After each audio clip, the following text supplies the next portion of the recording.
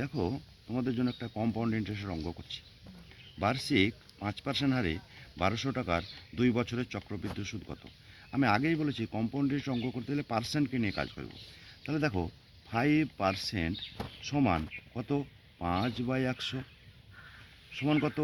1/20। তোমরা সবাই জানো এই 20 টাকাটা কি? 20 টাকাটা হচ্ছে আসল, 1 টাকা হচ্ছে সুদ।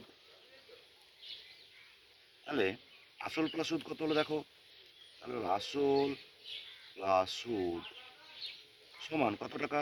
20 প্লাস 1 সমান হয়ে গেল 21 টাকা। এটুকু বুঝতে পেরেছো?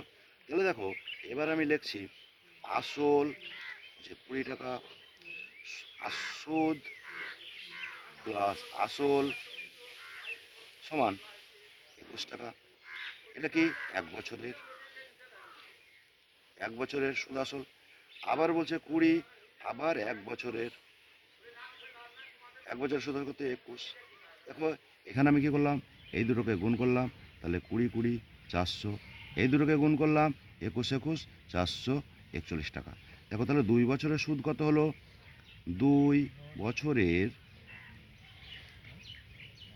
সুদ সমান 441 মাইনাস 400 সমান হয়ে গেল কত টাকা? 41 টাকা। কিন্তু অঙ্কে আমার বলে দিয়েছে আসল 1200 টাকা। তাহলে 400-র ভ্যালু কত? 1200 টাকা। কত গুণ? 3 গুণ।